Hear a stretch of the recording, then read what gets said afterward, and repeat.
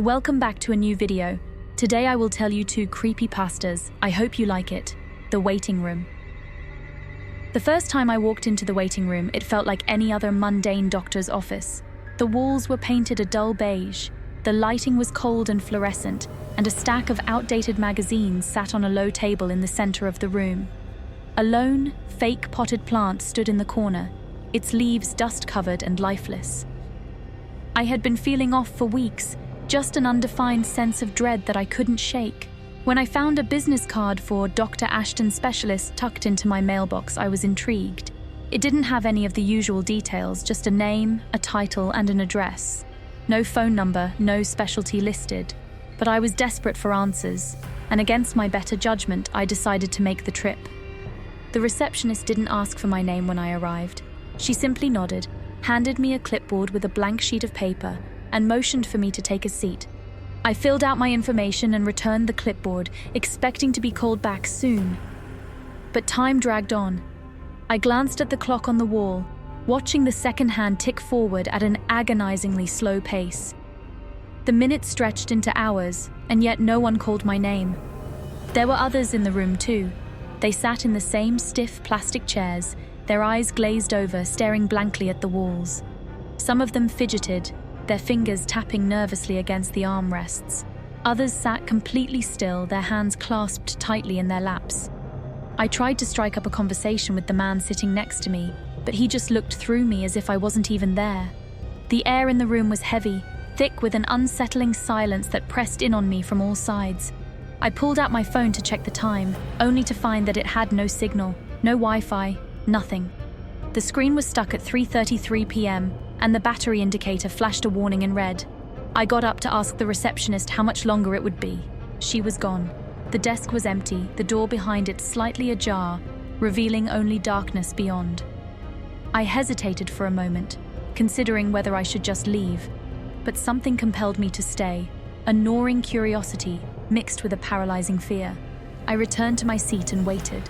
The hours blurred together, and I must have dozed off because I woke up with a start, my neck stiff and sore from the awkward position I had been slumped in. The clock still read 3:33 p.m. The same people sat in the same positions, as if they hadn't moved at all.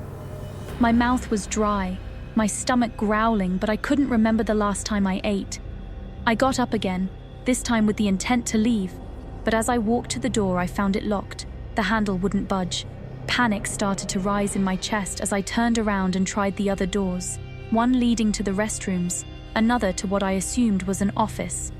Both were locked as well. The receptionist's door was still slightly open, and I felt a chill run down my spine as I approached it. I didn't want to go inside, but something deep within me, that same horrible curiosity, drove me to push it open. The room was pitch black, the air inside cold and damp. I fumbled along the wall, searching for a light switch. My fingers brushed against something wet and slimy, and I jerked back, my heart pounding. And suddenly the door slammed shut behind me, trapping me in darkness. I banged on it, shouting for help, but my voice was swallowed by the void. The smell hit me then, an overwhelming stench of decay and rot that made me gag. I wasn't alone in the dark. I could hear them breathing, the ragged, wet gasps of something inhuman, something that shuffled closer with each passing second. My skin prickled as the sound of nails scraping against the floor echoed around me. I pressed myself against the wall, trying to put as much distance as possible between myself and whatever was in that room. Then I felt it, ice-cold fingers brushing against my ankle. I screamed, kicking out, but my foot met only empty air. The breathing grew louder, more desperate, like something was trying to inhale me, to consume me. I flailed, searching for the door handle, but it was gone. There was no way out. The room seemed to stretch on forever, the walls receding into an infinite void. I could feel them now, multiple hands, fingers wrapping around my wrists, my ankles, my throat. I was being pulled down, dragged into the floor itself as if the ground had turned to quicksand. I screamed, clawing at the darkness, but it was no use. My vision blurred as the air was forced from my lungs. Just as I was about to lose consciousness, the grip on me loosened and I fell hard onto a cold, sterile floor. The lights flickered on, harsh and blinding. I was back in the waiting room. The clock still read 3:33 p.m., but the people were gone. The chairs were empty, the the receptionist's desk abandoned. I stood up, my legs shaky, my body drenched in sweat. The front door was open. I didn't question it. I bolted for the exit, stumbling into the daylight outside. The fresh air was like a balm, but it did little to calm the terror still thrumming through my veins. I ran to my car, fumbling with the keys, desperate to get as far away from that place as possible. As I sped down the road, I glanced in the rearview mirror and saw it, the building standing alone in the middle of an empty lot, surrounded by a dense fog that hadn't been there before. I didn't look back again. It's been weeks since that day, and I haven't told anyone what happened. I don't think anyone would believe me if I did, but I haven't been the same since. The sense of dread has only grown stronger, and I haven't been able to shake the feeling that something followed me out of that room. Every night, I wake up at exactly 3:33 a.m., gasping for breath as if I'm being suffocated by invisible hands. The darkness in my room feels alive, pulsating with a malevolent presence that watches, waits. And sometimes when I'm alone, I hear the breathing again. It's getting closer. And I know, deep down, that one day it will catch me. When it does, I'll be dragged back into that waiting room where time stands still, and I'll never leave again. The shadow on the stairs. It started as a subtle annoyance. Every night around 11 p.m., I'd hear creaks on the stairs just outside my bedroom door. At first, I chalked it up to the house settling, or maybe a stray gust of wind. But then, the noises became more distinct. Footsteps, deliberate and slow, climbing the stairs one step at a time. One night, I decided to wait up and see what was causing the noise. I turned off all the lights and sat on my bed, staring at the crack under the door, waiting. The house was silent, save for the soft ticking of the clock on my nightstand. Then, at exactly 11 p.m., the sound began. Creak, creak, creak. The footsteps were heavier than before, almost as if someone was dragging something up the stairs. My heart pounded in my chest as I watched the crack under the door, the faint light from the hallway barely illuminating the dark wood. The footsteps stopped right outside my bedroom. I held my breath, straining to hear any movement.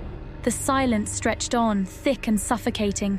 Then, slowly, a shadow appeared under the door, long and thin, as if someone was standing just inches away. I wanted to open the door, to confront whatever was out there, but my body wouldn't move. I was frozen in place, paralyzed by an instinctive fear that told me not to look.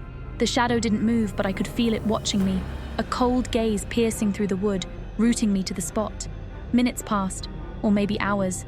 I couldn't tell. Finally, the shadow began to retreat, the footsteps resuming their slow, deliberate pace, descending the stairs one by one until they faded into nothingness.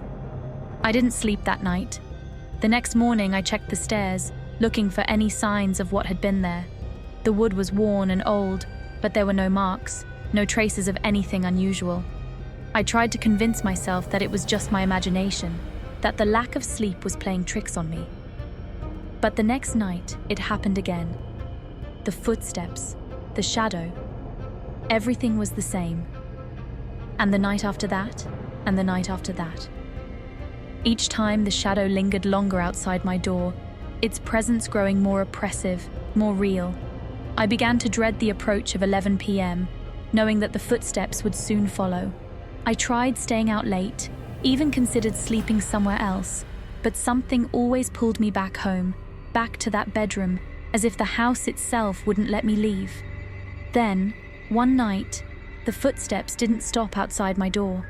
They kept going, moving closer, until I heard the soft creak of the floorboards just inches from where I lay. My breath caught in my throat as the shadow seeped through the crack under the door, spreading across the floor like a dark, creeping mist. I closed my eyes, praying it would go away, but I could feel it hovering over me, cold and oppressive. The air grew thick and I struggled to breathe, my chest tightening as if something was pressing down on it. A whisper filled the room, barely audible but unmistakable. "I'm here."